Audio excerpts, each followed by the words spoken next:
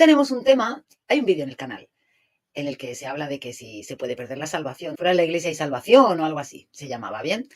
Ahí se tocaba de modo bastante general cómo entiende la iglesia a partir de los documentos del Lumen Gentium y de nuestra etate, ¿no? Uno es la Constitución, una Constitución del Concilio Vaticano II, y la otra es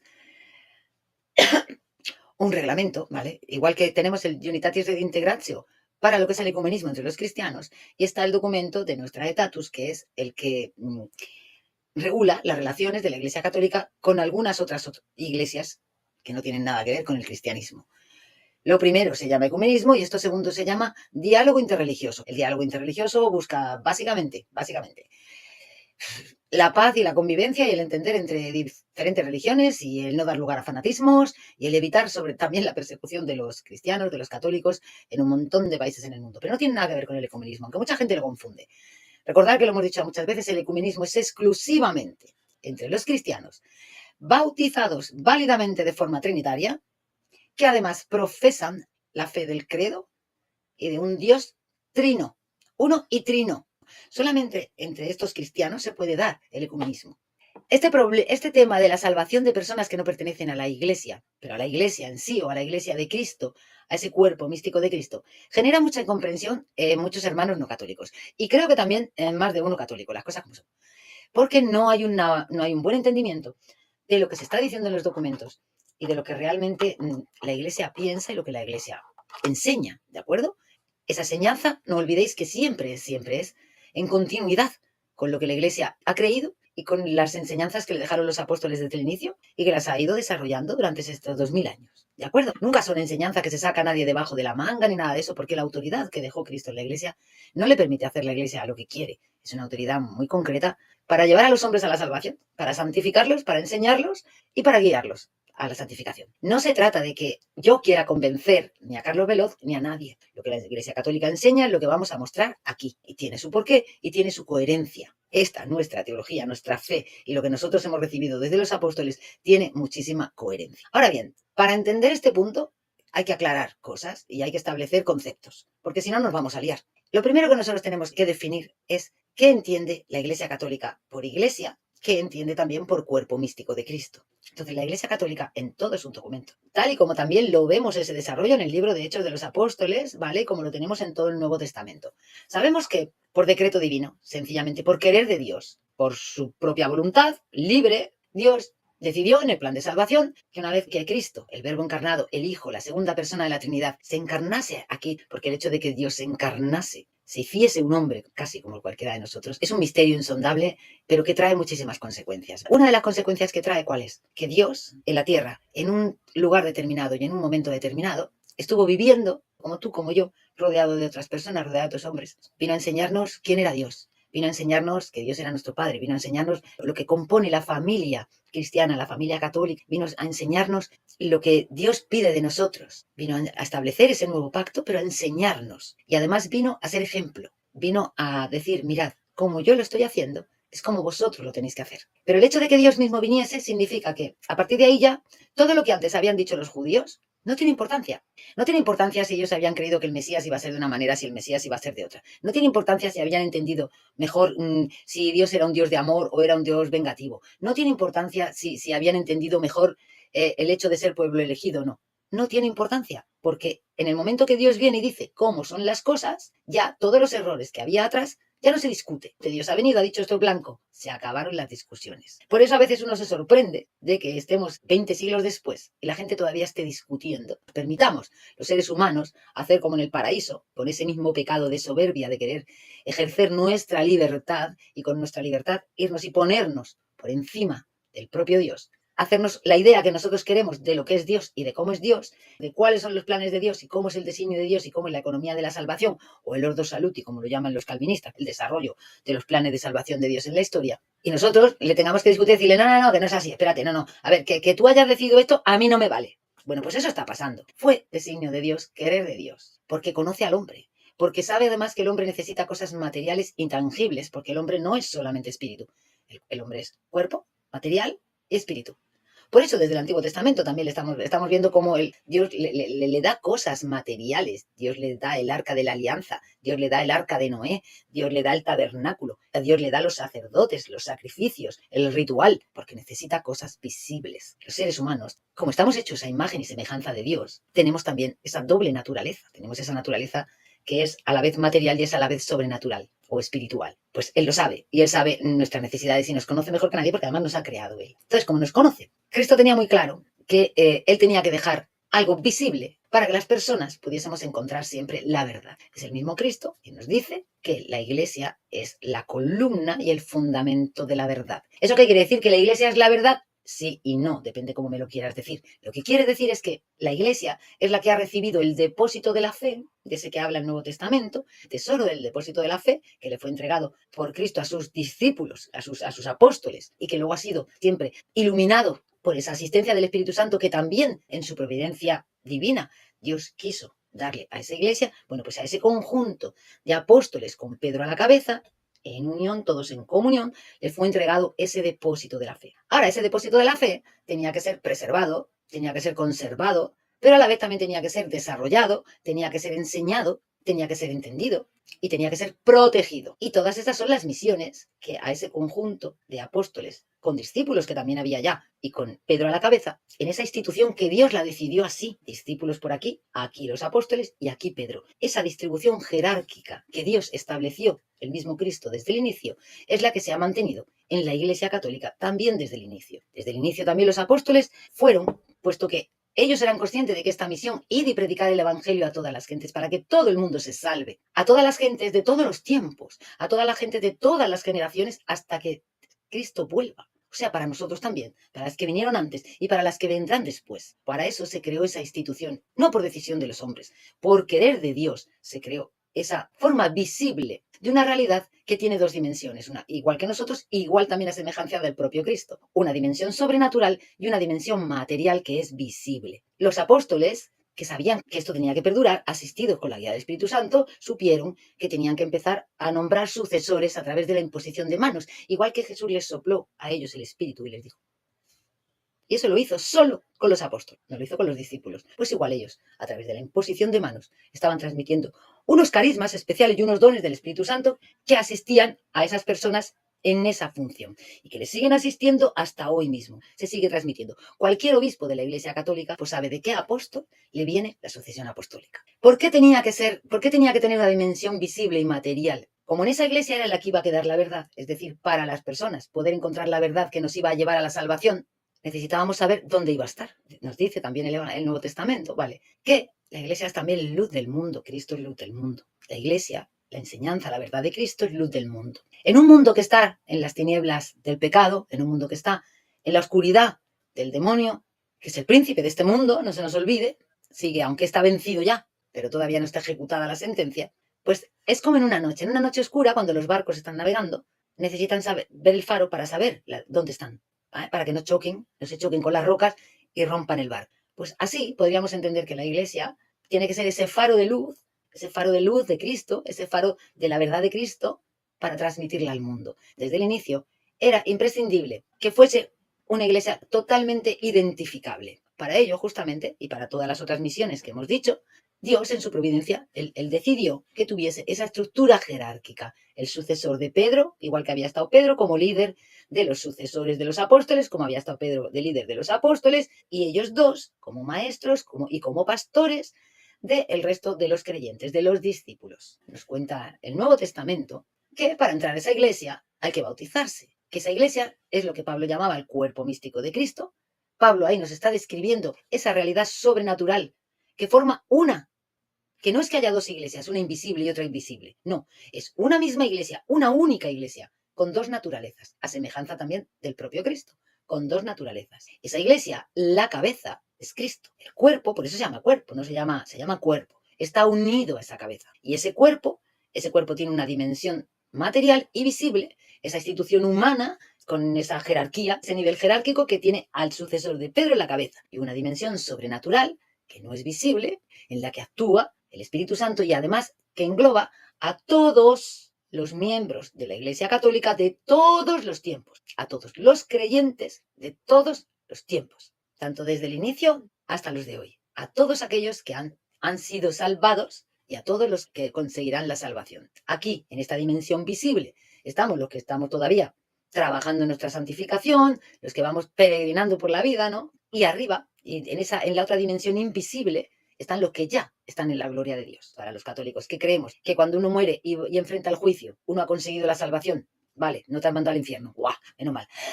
Vale, estás salvo. Pero resulta que no tienes la ropa blanca del todo, que tienes unas cuantas manchas, amigo. Vente que te tienes que venir un poquito a la lavadora, que tenemos todavía que pulirte un poquito, que aún te queda por alcanzar un poquito de santidad y aún te queda por purificar un poquito tu alma para que esté perfectamente santa para poder estar en la presencia de Dios. Eso, así dicho de esa manera, es lo que nosotros conocemos por purgatorio. Esa necesidad, esa antesala, donde uno tiene que lavarse, asearse y ponerse guapo para poder ir a ver a Dios. Como ya están salvos, han conseguido la salvación, solo que tienen que asearse un poquito. Tanto ellos que están en el purgatorio como los que están ya en el cielo, en la presencia de Dios, forman lo que llamamos la iglesia triunfante, la iglesia gloriosa, pero que forman también parte del cuerpo de Cristo.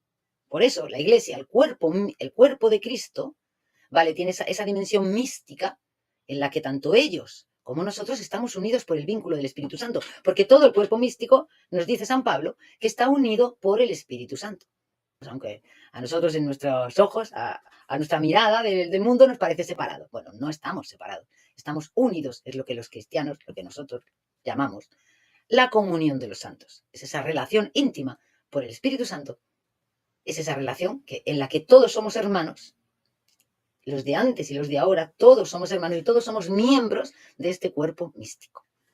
Esta iglesia con esta estructura visible y esta jerarquía exterior visible y con esa otra dimensión sobrenatural es la iglesia de Cristo. La iglesia de Cristo siempre ha tenido desde el inicio, tiene una misión que es ir y predicar el evangelio a todos los hombres, bautizadlos en el nombre del Padre, del Hijo, del Espíritu Santo y enseñarles para que ya lleven la vida cristiana. Se unan con todos vosotros en los sacramentos, en la partición del pan, en la confesión de pecados, porque para eso también les dijo, id y perdonar los pecados, ya que vosotros se los perdonéis, les quedarán perdonados, ya que no se los perdonéis, no les quedarán perdonados. Esa dimensión sacramental es fundamental en la vida de la Iglesia. Claro, la mayor dimensión sacramental es el hecho de la presencia viva de Cristo en la Iglesia. Primero, ¿por qué? Porque además es su cabeza, o sea, es su cabeza. A la Iglesia, quien la lleva adelante es Cristo, que es su cabeza. No está cortada por aquí, no. El cuerpo está unido a la cabeza. El que va verdaderamente al timón, el que va en los designios de Dios y el que lleva adelante su iglesia es el propio Cristo. Pero Cristo, como sabe cómo somos los hombres, pues ha dejado ahí al sucesor de Pedro. Si yo tengo una cabeza y un cuerpo que son uno mismo, que están unidos, son el mismo, lógicamente esta parte de mi cuerpo va a participar de los atributos que tiene esta cabeza.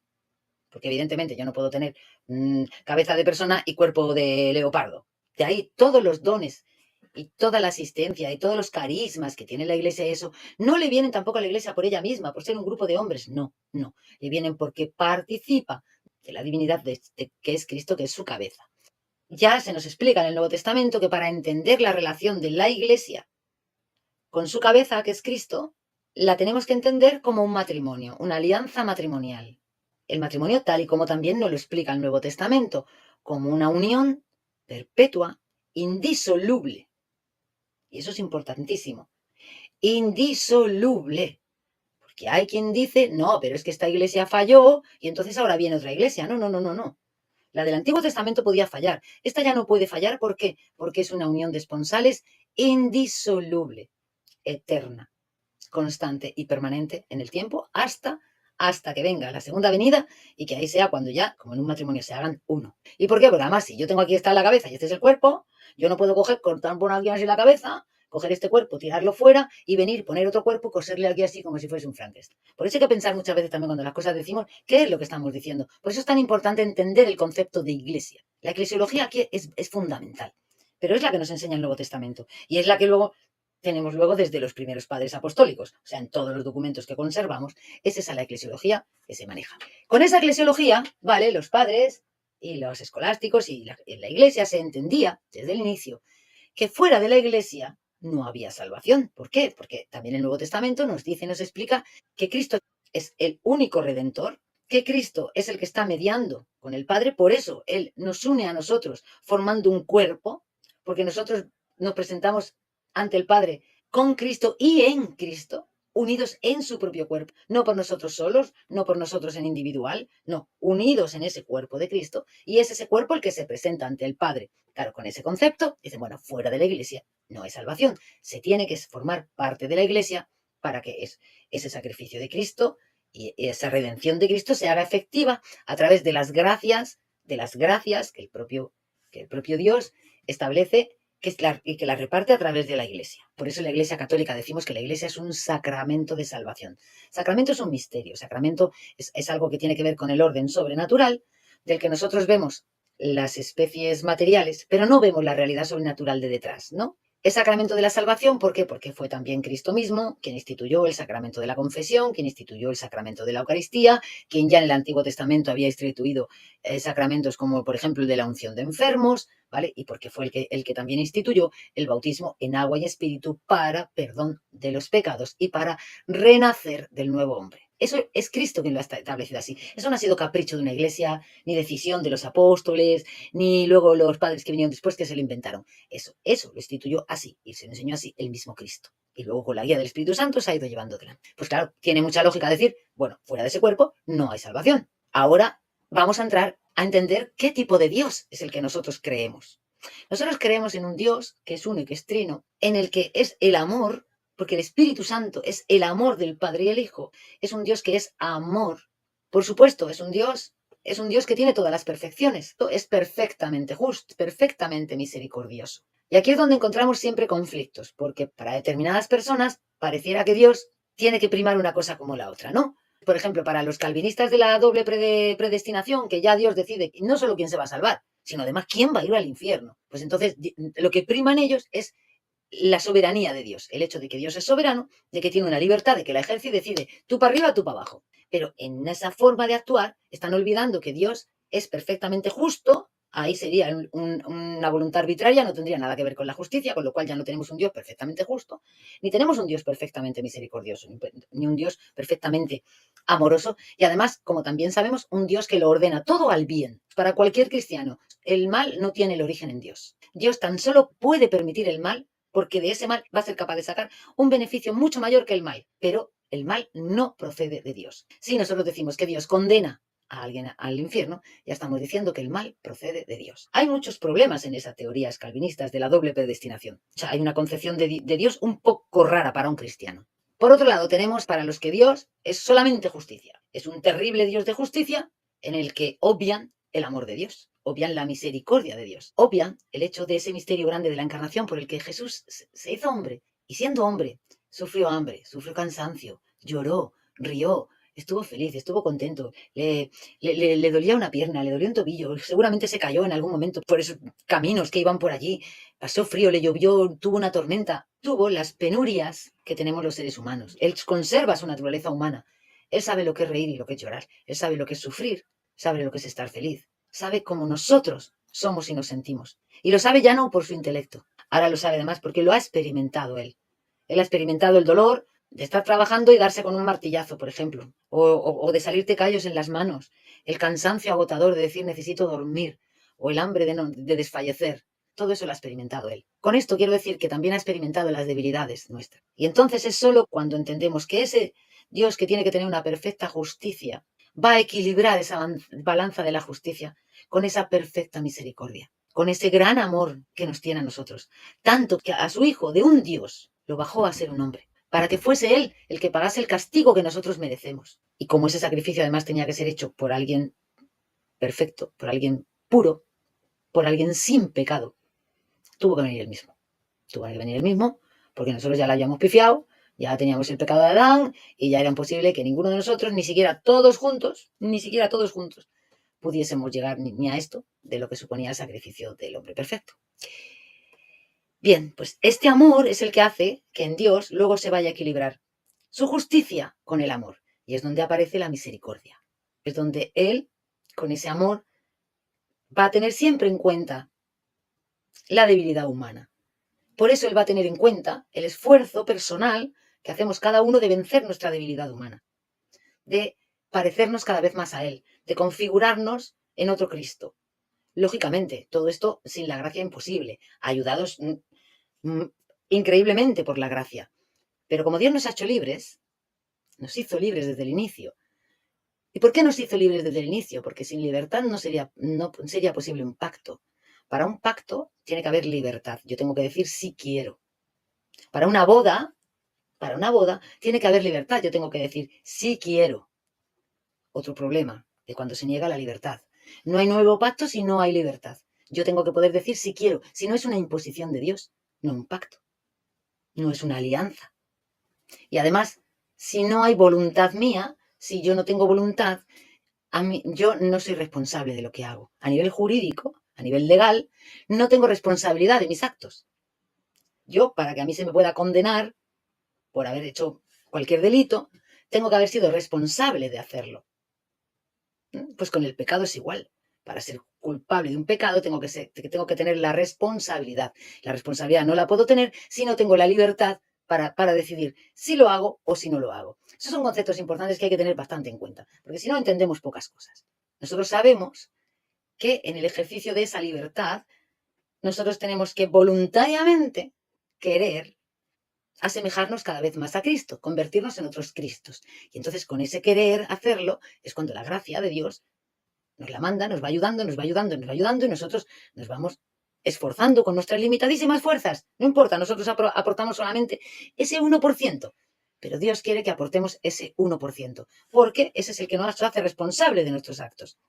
Y es precisamente igual que nos hace responsables para el mal, también nos hace responsables para el bien. Por eso la salvación es responsabilidad del ser humano.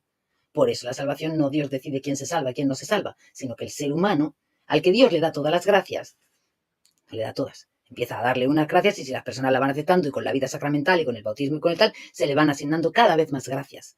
Es ese desarrollo de la vida espiritual que conforme más nos vamos pareciendo a Cristo, más gracias vamos recibiendo para que nos sigamos pareciendo a Cristo.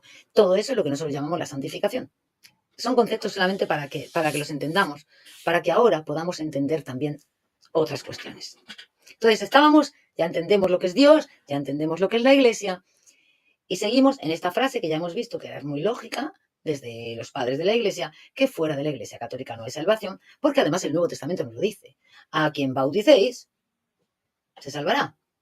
Está claro, el bautismo es indispensable o es necesario, es lo que te hace formar parte de ese cuerpo místico, es el que te perdona los pecados, es el que permite la regeneración en el Espíritu Santo para ser un hombre nuevo. Y entonces es necesario para la salvación.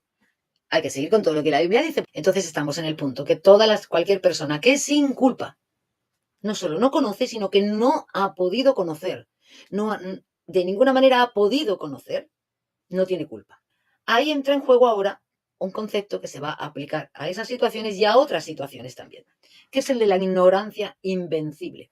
Claro, la ignorancia invencible la Iglesia no la entiende exactamente igual que se pueda entender a nivel filosófico, porque Dios en el corazón humano y en su conciencia, de modo natural, él planta una serie de leyes y también de modo natural le da al hombre el anhelo de la búsqueda de Dios, el anhelo del reconocimiento de Dios, el anhelo de la búsqueda de la verdad. La Iglesia Católica entiende que el hombre, por su propia naturaleza, está obligado a buscar la verdad.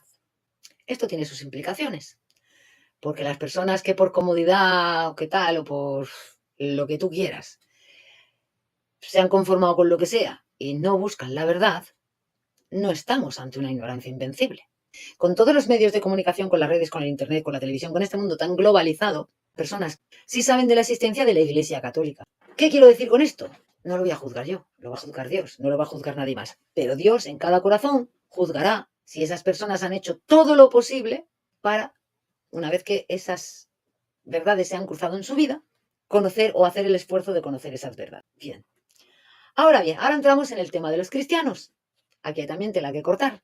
Aquí hay también tela que cortar. ¿Por qué? Porque el Espíritu Santo, que es este espíritu de unión y de unificación del cuerpo místico de Dios, es un espíritu de verdad, solo una verdad. Y es un espíritu de unión, de solo uno. Es muchas las veces que se insiste en ese uno y en esa unidad en el Nuevo Testamento. Bien. Y en ese espíritu que es amor y es unión. porque nos cuenta San Pablo que el cuerpo místico de Cristo precisamente se une de un modo sobrenatural con la acción del Espíritu Santo. Entonces, la Iglesia, profundizando en esa enseñanza, entiende, y con la guía del Espíritu Santo, llegando los tiempos que han sido necesarios que lleguen, ha ido entendiendo que para Dios es primordial la unión de los cristianos. Empieza a entender muchísimo más esa parte del Evangelio que dice, que habla de que es necesaria la unión de los cristianos para que otros crean. Con lo cual, la Iglesia entiende que el Espíritu Santo, y además ve y observa que el Espíritu Santo está impulsando mucho la unión, que incluso en los que no son católicos, en la gran mayoría de ellos, hay un anhelo de unión, un anhelo de sentir que necesitamos ser uno, que no podemos estar divididos de esta manera. Eso es un impulso del Espíritu Santo. Y dice que el Espíritu Santo, a las personas, al que tiene el Espíritu Santo de verdad, la Iglesia lo va a impulsar siempre a la plenitud de esa unión y a la plenitud de la revelación y de la verdad.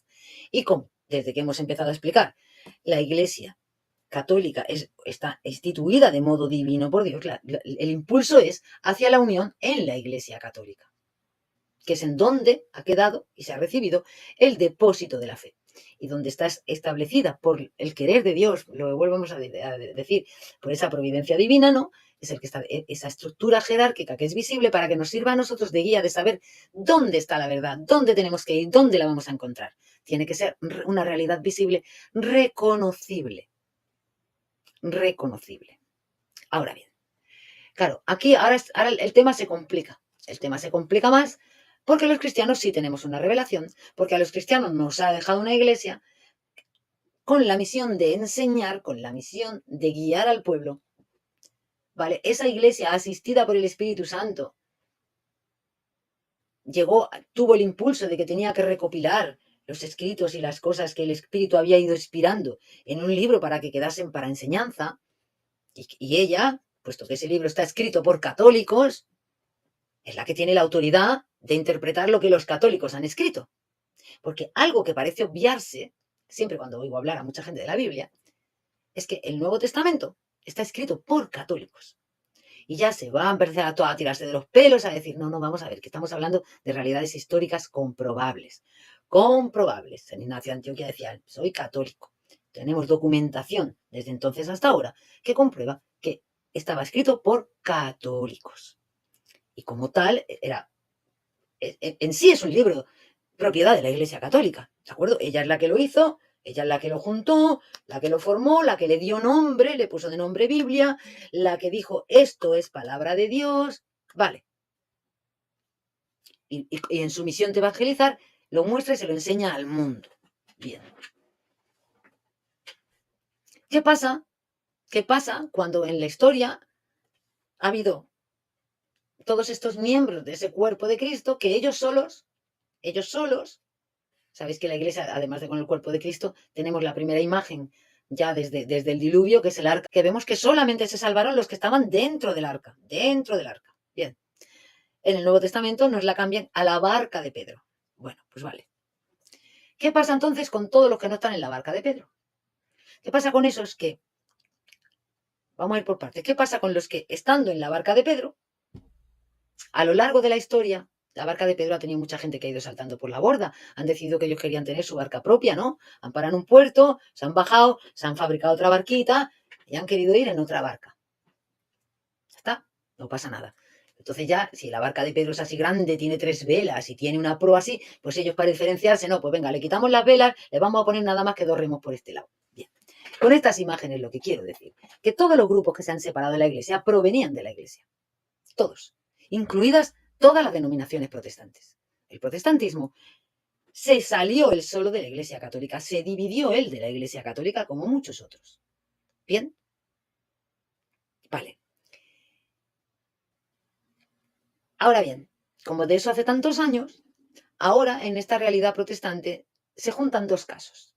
Tenemos el de las personas que desde su infancia han sido criadas, sus padres eran protestantes y ellos han sido criados en su familia como protestantes, con esa fe, con ese tal. Bien, nos dice nuestro magisterio, la Iglesia nos enseña, ojo, Ojo, no llaméis herejes a esas personas porque no lo son, porque ellos no son culpables de esos pecados, porque ellos no estaban en la Iglesia Católica y se han salido de la Iglesia Católica.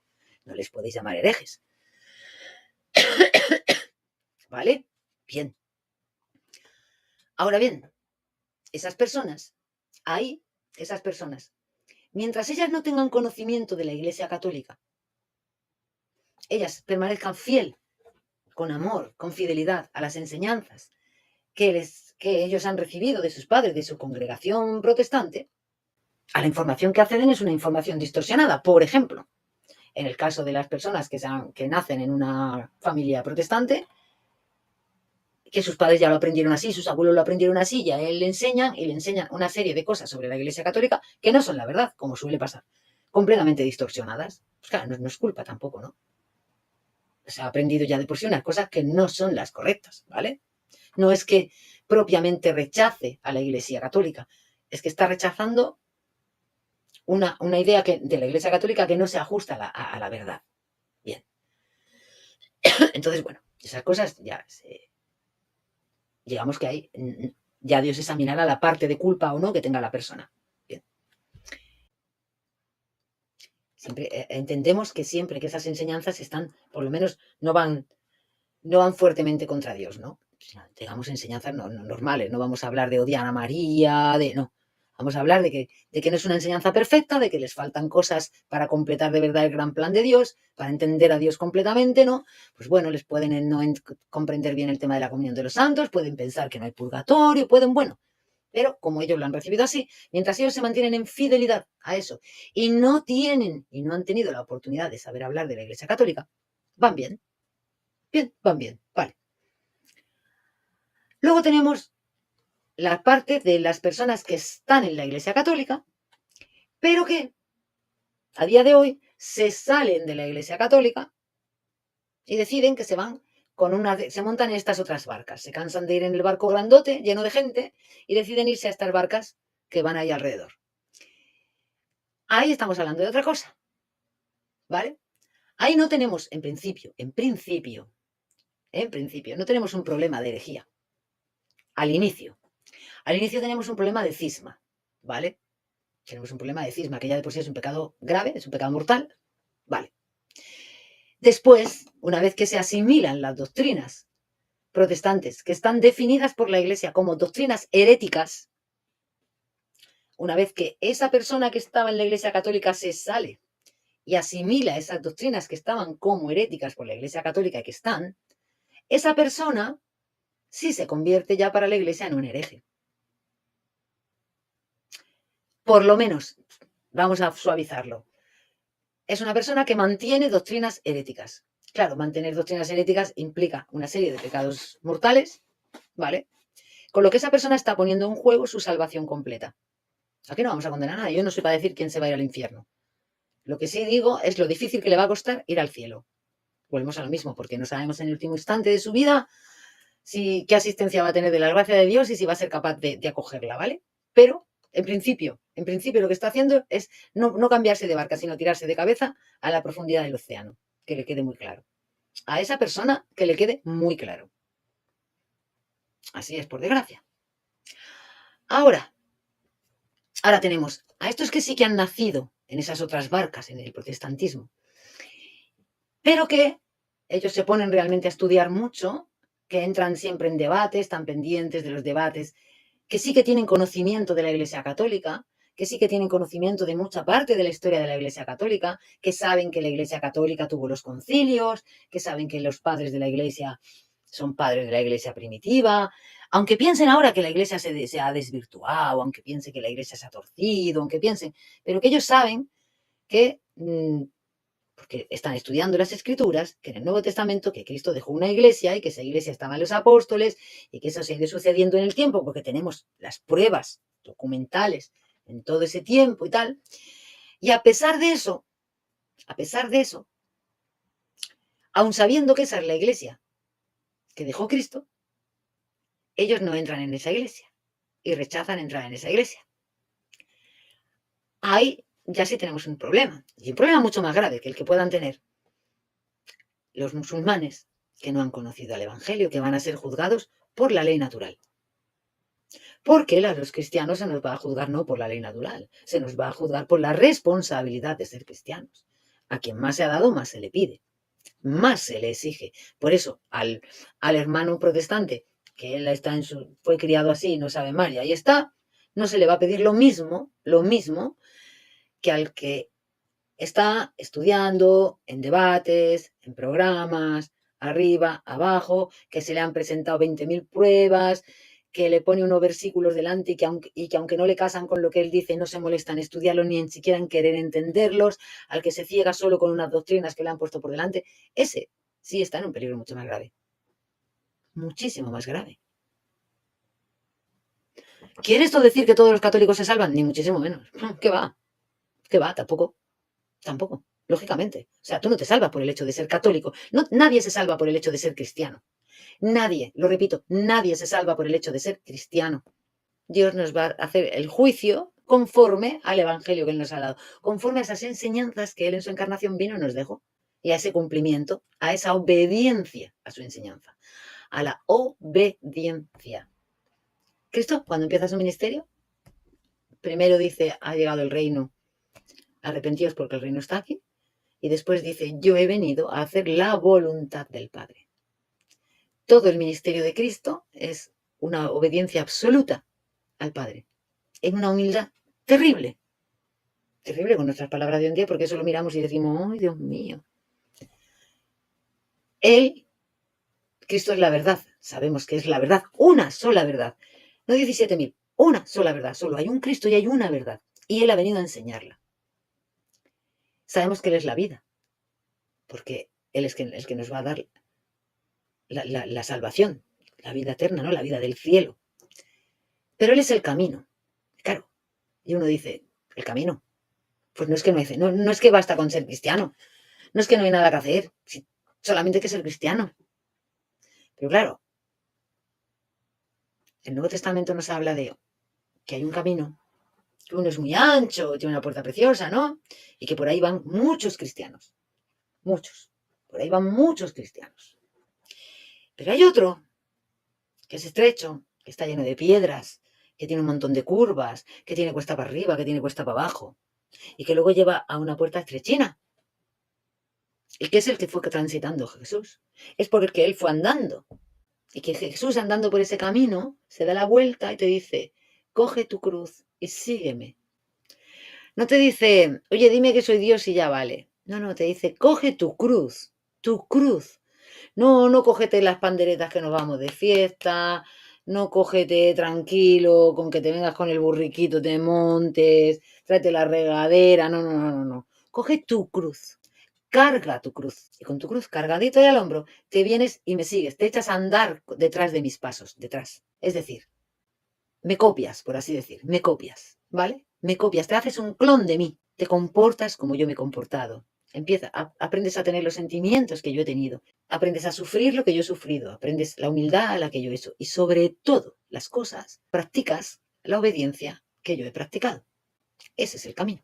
Por eso Jesús es verdad, por eso es vida, pero por eso es camino, porque Jesús es la verdad que te lleva por el camino hacia la vida. Ese camino no es fácil, ese camino no es sencillo, ese camino no es la fe de los demonios, de decir yo creo. Ese yo creo no es solamente un creo de, ya está, creo. Es algo mucho más complejo, es una palabra que implica muchas más cosas. La palabra creo necesariamente tiene que implicar ya en sí también el amor y el actuar, porque si no, no creo. Si yo creo sin amor, no creo. De nada me sirve la fe. Si no tengo caridad, puedo tener la fe que mueva montañas. Si no tengo caridad, lo repito, puedo tener la fe que mueva montañas, pero si no tengo caridad, es decir, si no tengo amor, nada soy. Nada soy. No me dice ya estoy salvo, no, me dice nada soy. A mí me gustaría que entendamos ese amor de Cristo, de Dios entero, que entendamos que Dios ama a todas sus criaturas. Dios ama hasta mi perrita. Vale, mi perrita no tiene un alma inmortal por la que la perrita se vaya a salvar y luego vaya a estar en el paraíso, ¿no? La inmortal no se la ha dado a ella, le ha dado un alma mortal. Vale, un alma animal, como llamamos. Pero Dios le quiere a la perrita. Es criatura suya también. A nosotros nos quiere de una manera inconmensurable, mucho más. Pero lo que te quiero decir, si quiere a la perrita, ¿no va a querer mucho más él a un ser humano? Si se preocupa de los gorrioncitos, ¿no se va a preocupar de un ser humano, aunque no esté en la religión católica? Aunque la iglesia no hayamos llegado a él predicándole todavía, veremos a ver las cuentas que nos pide la iglesia por no haber llegado. porque aquí pensamos muy fácilmente cómo se van a salvar ellos. ¿Quién dice que alguno de nosotros merecemos la salvación? ¿Cuánto estamos corriendo para evangelizar a los que no están evangelizados? Pienso muchas cosas, ¿no? Sobre todo cuando oigo todo esto de ya estamos salvos, o no vamos a poder perder la salvación, o sí, las obras son nada más que la muestra de la fe. Bueno, pues si son la muestra de la fe, pero que te las vea, porque es que no las veo. O sea, son la muestra de la fe, son la muestra de la fe, pero aquí no se ve. No lo digo por todos, ni tampoco lo digo por todas las congregaciones, ¿vale? Hay muchísimas que sí. Sabemos de infinidad de iglesias que tienen patrimonio de miles de millones, de aviones privados, de mansiones, de tal. O sea, sabemos de todo, hay de todo en la viña del Señor, no nos engañemos. Pero uno se para pensar y dice, bueno, y este mandato, ¿no? Nos va a mover a cada uno de nosotros, ¿no? Por el hecho, ese hecho de, pena, este no lo conocía, lo tenías aquí, no tenías ni que irte a África, lo tienes aquí al lado. Y en eso nos tenemos que poner mucho las pilas los católicos, ¿eh? Tenemos a la persona aquí al lado que no le hemos hablado ni una sola vez del Evangelio, porque de eso también vamos a tener que dar cuenta, amigos. Esto es otra cosa. A ver, yo no quiero despreciar a nadie, pero un testigo de Jehová no es alguien a quien nosotros podamos llamar un cristiano. No es por haceros de menos, no. Yo tampoco hago de menos a un musulmán, pero es que no os podéis llamar cristianos porque no mantenéis la base de las enseñanzas cristianas. Entonces tendríais que poneros otro nombre. Es como con la Biblia. Si tú tienes una Biblia, a ver, yo he escrito el Quijote, tengo el Quijote. Yo ahora cojo el Quijote, le saco este capítulo, este capítulo, este capítulo, este capítulo. Lo cierro y luego me voy por ahí por la vida diciendo que ese es el Quijote. No, hijo, no, si le has sacado 18 capítulos, cámbiale el nombre al libro. Pues eso es lo que le digo yo a los protestantes con la Biblia. Si habéis cogido un libro que no es vuestro, oye, que lo podéis coger, cogéis. Os dedicáis a sacarle libros, cambiarle el nombre, que ese libro, al que ya no tiene esos libros, eso ya no es la Biblia, ya no es la Biblia. Cambiarle el nombre, por favor, que es mucho más sencillo. Cambiarles el nombre, chicos. Llamarle de otra manera. Claro, yo entiendo, si le cambiáis el nombre, ya pierde su autoridad. Porque la Biblia es, lógicamente, es católica. La Biblia es un nombre universal porque la Iglesia lo ha hecho universal para la gente. La Biblia. Pero vosotros, puesto que no, lo que tenéis no es la Biblia, porque le habéis sacado libros, hacedle el favor, cambiarle el nombre o añadirle, o sea, añadirle algo, para que sepamos que no estamos hablando de lo mismo y así no nos confundamos. Pregunta, Cruz. Me encantaría que nos aclares por qué yo he escuchado a católicos que hablan sobre ecumenismo condenando el regreso a la Iglesia Católica. Claro, ahora lo vamos a ver. Por el relativismo. Porque hay gente que lejos de entender lo que de verdad es el ecumenismo, esos son de los peligros que hablamos del falso ecumenismo y de la influencia del relativismo. Creen que ecumenismo significa, incluso dentro de la Iglesia Católica, cuidado, significa, bueno, pues que ya está, de poco menos que mira, como son cristianos, oye, como estamos en este movimiento ecuménico, pues con que estemos así todos más o menos unidos, pero es que esa no es la unidad que Dios pide. No es unidos así y ya está. La unidad que Dios pide es una unidad en la verdad y es una unidad en la vida sacramental y en la Eucaristía. Es una unidad en la Iglesia con la cátedra de Pedro, con el sucesor de Pedro a la cabeza. Esa es la unidad, porque esa es la Iglesia que Cristo dejó. Y esa es la Iglesia que dice que seamos uno. O sea, la unidad real que Cristo pide es la del rebaño que le ha dado, ¿sabes? A estas ovejitas, a estos hijos rebeldes, estos hermanos rebeldes que están en la adolescencia, que están con la rebeldía de la adolescencia, y están que no quieren estar en casa, que quieren estar por ahí en la calle tirados para acá, para allá. Llega un momento que el padre tiene que decir, nenes, venga, vamos, venga, ir metiéndoos para casa. Vamos, venga, que ya habéis estado bastante por ahí, venga, tirad para casa, vamos. Eso es el ecumenismo. Ese es el verdadero ecumenismo. ¿Por qué? A ver, porque sabéis que la Iglesia, nosotros siempre, lo vengo diciendo exactamente igual. Lo vengo diciendo desde que estoy explicando cómo la Iglesia se conforma desde el Nuevo Testamento. Y vuelvo a decir, no porque sea un capricho de nosotros, no porque sea una obra humana, no porque sea un querer del hombre, sino porque es un designio divino el haber instituido a la Iglesia visible, identificable, con una jerarquía ya propia, inamovible, ¿vale? Y que como esa es la Iglesia de Cristo, solo esa es la Iglesia de Cristo. Eso es importante. Es importante. Solo esa es la Iglesia de Cristo. Exclusivamente esa es la Iglesia de Cristo. Todo lo demás, por mucho que se le parezca, por mucho que tuviesen un origen común, por mucho que pueda ser muy similar y que pueda estar casi, no es la Iglesia de Cristo. Entonces, nosotros es verdad que siempre, nosotros decimos que la Iglesia Católica es esa Iglesia Católica visible, es la Iglesia visible que Dios instituyó a través de los apóstoles desde el inicio. También decimos que tiene una dimensión sobrenatural, ¿vale? parte, que no es independiente de la visible, sino que la dimensión visible y la dimensión sobrenatural están unidas en una unión hipostática. Sí, sí, igual que la persona, igual que la doble naturaleza de Cristo. Bien. Pero, vale, nosotros, a veces, por decir eso, muchas veces nos acusan de soberbios, nos acusan de totalitario, nos acusan de un montón de cosas, ¿no?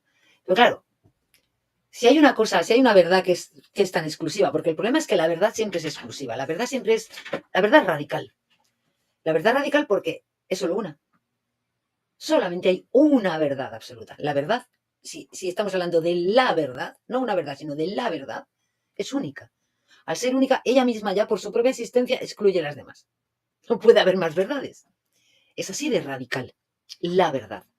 Pero claro, cuando tú tienes que comunicar esa verdad, lo hagas como lo hagas, vas a sonar siempre a soberbio, vas a sonar siempre a intransigente, vas a sonar a totalitario, pero porque no te queda más remedio que transmitir que la verdad es que solamente hay una y que todas las demás no valen. Y para que no se cree, claro, tampoco para que no se cree conflicto y para que nos llevemos bien, yo puedo hablar solamente una parte de la verdad y callarme otra, ¿no? Y puedo decir, hablar de la iglesia, pero no decir que es una y exclusiva y que las demás no lo son, para que no creemos conflicto. Porque entonces no estoy diciendo la verdad, estoy faltando a una parte de la verdad. Estoy mintiendo por omisión, ¿vale? Pecado de omisión. Y mucha gente me dirá, sí, pero hombre, con lo que ha cambiado el magisterio, eso ya no es tan así. Y claro, hombre, pues, y una le dice, pues hombre, las verdades de la iglesia nunca han cambiado. El magisterio en realidad no ha cambiado nada. El magisterio ha cambiado muchas veces la forma de expresar las cosas, pero no las verdades en sí. Porque existe un depósito de la fe, en el que la fe, en el que toda la revelación está de un modo pleno, de un modo máximo, en el que la comunión, la comunión es la que nos va perfeccionando en ese ser cuerpo de Cristo, nos va a perfeccionar también en la unión con Cristo. Esa perfección de con la unión con Cristo es la que nos va acercando a la salvación, ¿no? Vale. Pues para que esa comunión se vaya dando, el Padre va diciendo, venga, cada vez aquí más cerca, esa plenitud, necesitamos tener la plenitud. Claro, es que mientras tanto tienes migajas, tienes medios platos, pero no tienes la belleza, la riqueza, la comprensión de la globalidad, de toda la plenitud. Eso es. Y el Espíritu Santo, donde opera plenamente, yo sé que estoy repitiendo el término, pero eso para que se grabe, es en la plenitud del depósito de la fe. Y ese está depositado en la Iglesia Católica. Por voluntad divina, ¿eh? Por voluntad divina, sencillamente. Está depositado en una iglesia que viene desde la resurrección de Cristo el día de Pentecostés hasta aquí. Se llama católica. Ya está. Se podría haber llamado de otra manera, pero se llama católica. Apostólica. Una iglesia que es apostólica, que no se nos olvide. Una iglesia que no es bíblica. No porque vaya contra la Biblia, sino porque la Biblia, a fin de cuentas, la Biblia es nada más que una inspiración, ¿vale? De la propia tradición, de las propias personas que han formado la tradición de la Iglesia. Entonces no puede nunca oponerse. Si esto, que es la Biblia, está derivando de estas personas que son las de la tradición, que son las que la han escrito, lo que estas personas creían y lo que está recogido en la Biblia no puede oponerse nunca. Es que es de puro cajón, no hay nada más que pensar con 2 dedos de frente. ¿Vale? De hecho, para que todo lo que estaba escrito pasase el filtro, el último filtro que pasaba cualquier escrito antes de considerarse inspirado por la Iglesia Católica para formar el canon, era precisamente que fuese conforme a qué, conforme a la tradición. La tradición era el filtro para decidir si un libro, si unos escritos tenían la doctrina católica y eran inspirados o no. ¿Por qué? Porque en la tradición apostólica estaban las enseñanzas apostólicas. Entonces, cualquier escrito tenía que pasar por ese filtro. Ahora nos están contando la historia al revés. Ahora nos dicen que es que la Biblia es el filtro y lo demás. No, nene, no.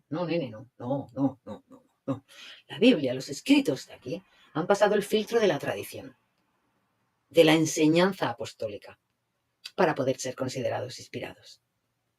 Así funciona. Yo sé que a veces, pero es como una vez que le vi a un vídeo de Jonathan Ramos que decía, esa comunidad que ha recibido es la comunidad que luego da. Pues esa comunidad que ha recibido, que es la tradición, es la que luego da, como aquel que dice, da a luz la Biblia. No me estoy burlando de ti, Jonathan, en serio. Lo que pasa es que me pareció muy expresivo, porque me parece realmente que es esa comunidad, ¿vale? Esa me pareció buena. Pues esa comunidad es la que luego pone por escrito una serie de cosas. Por eso esos escritos son de esa comunidad. Esos escritos son de esa tradición. Están escritos por los miembros que forman la parte de la tradición, de esa comunidad. ¿Entendéis? Por eso tienen que pasar el filtro de la comunidad. Porque son producto de él. Sí, con la inspiración del espíritu, por supuesto. Pero no dejan de ser producto. No dejan de generarse en esa comunidad. Bueno, pues ahora os quiero leer otro documento del Magisterio de la Iglesia. ¿Ves? Por ejemplo, expresiones que tiene el Magisterio que van en el sentido de que yo os he dicho de que hay que decir toda la verdad.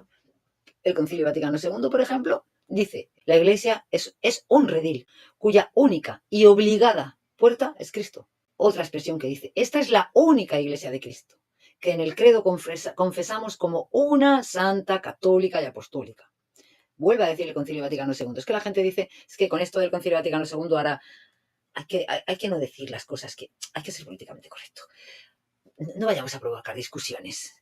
Y sí, todo eso está bien. Todo eso está bien. Y no nos falte la caridad, por supuesto. Y yo a veces fallo en eso, lo reconozco. Soy la primera que a veces fallo en eso, ¿vale?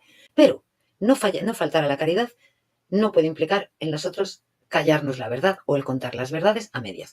Básicamente eso es lo que nos decían ante los sistos. Y vuelve a decir el Concilio Vaticano II, para que veáis.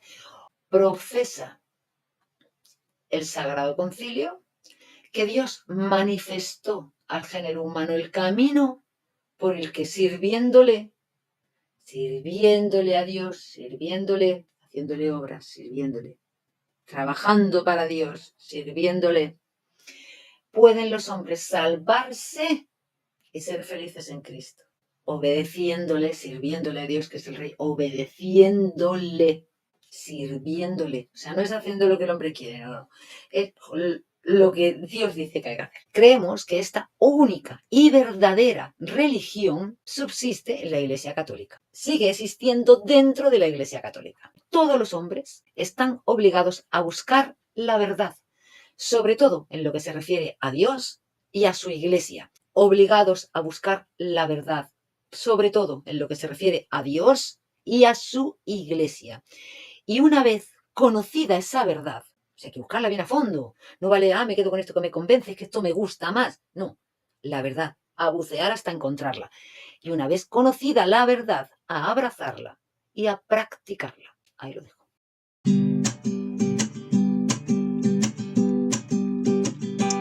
Me cansé de estar dando tantas vueltas, de preguntas sin respuestas, de no creerle a él. Me cansé de escuchar más opiniones, de vivir en confusiones. Hoy católico seré. Ahora lo tengo todo, gloria a Dios, lo tengo todo. En su iglesia encontré lo que tanto busqué. Ahora lo tengo todo, gloria a Dios, lo tengo todo. En su iglesia encontré la plenitud de la fe. Ahora lo tengo todo, gloria a Dios, lo tengo todo. En su iglesia encontré lo que tanto busqué. Ahora lo tengo todo, gloria a Dios, lo tengo todo. En su iglesia encontré la plenitud de la fe, la plenitud de la fe, la plenitud de la fe.